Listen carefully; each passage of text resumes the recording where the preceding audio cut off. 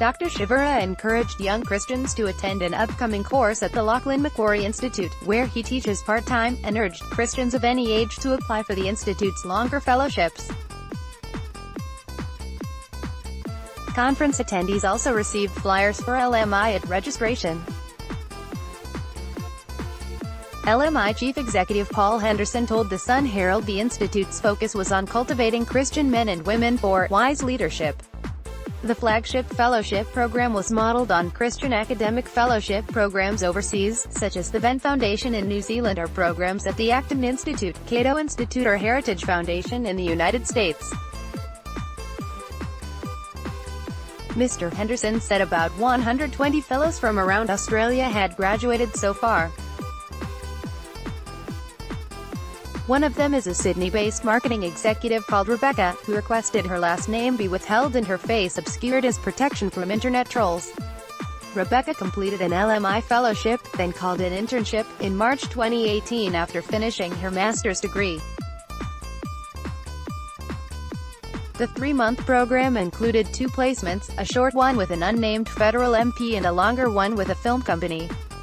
Rebecca said she gained a deeper understanding of law, politics and society and learned leadership, debating skills and how to disagree respectfully. There was discussion about how to live within society in accordance with Christian values rather than how to change culture. It's about how we listen to what's going on around us culturally and to be prepared for that and to influence it, Rebecca said. But not in the sense of we've all got to band together and change the world. It was more like be alert, be prepared and do what you can in your area. The Institute's core business are the fellowships, a 14-week course on leadership and public policy, and a 12-week summer course on leadership and civil society. Between 7 and 11 students attend at a time and stay on a homestead in Murrumbidgee, near Canberra, for the duration. The day includes the lectures and study, liturgies and prayer and informal socializing. On average, the people who come to us are 22 to 30 years old, and you'll see that for most of these people there's a personal, transformative effect.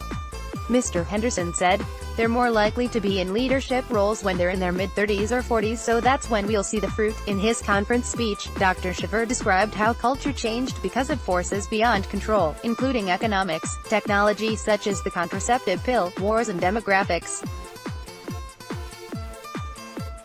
The one thing Christians could control was to develop their own character in readiness for the Kairos moment, or moment of opportunity. He urged Christians to listen for stories that indicate this unraveling: young men lost to addiction or young trans people who blame parents and doctors for giving them the scalpel. We are not in control of culture, but that doesn't mean we can't be a part of cultural change, Dr. Chavura told the conference. Culture does change, and the question is, are we going to be ready when it is ready to change in a good direction? The Lachlan Macquarie Institute also runs 2 courses on behalf of ACL, one for church leaders and an 8-day GPS course for 18 to 25-year-olds. Mr. Henderson said the purpose of GPS, which costs $700, is to give young people a way of navigating university, using a Christian framework to understand the secular ideas they might encounter. So far about 200 people have completed GPS, which runs twice a year. Michael Wu, a young economist from Sydney, has written a blog post about his intense experience on the GPS course in July 2018, recommending it to other young Christians and saying he learned more in 1 week than in an entire semester at university. As well as studying scripture, Mr. Wu said the lecturers tried to address perplexing contemporary issues from a Christian perspective, from the epidemic in transgenderism to global jihad, just war theory and artificial intelligence to name a few. The fellowship courses are heavily subsidized by donations, with an out-of-pocket cost of $4,000 to $4,500.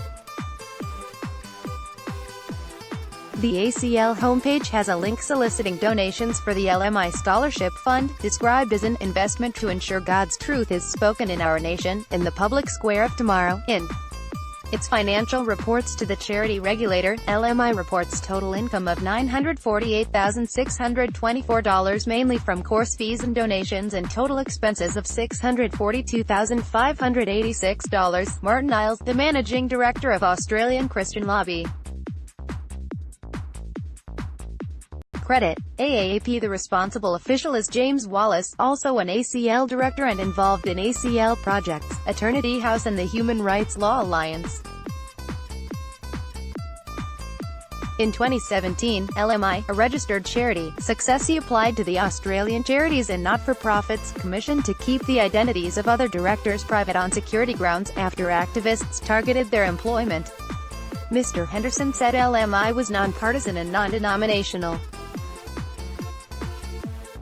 While it was pretty important to be Christian, there was room for diversity of views, even on contentious issues such as same marriage. Mr. Henderson agreed the notion of a tipping point where secular society could start to unravel was possible, because there was a restlessness in society and a sense of disappointment. A lot of young men and women I work with, they're looking for meaning and purpose, he said. If there is a shift in society, then perhaps Christians have something to offer.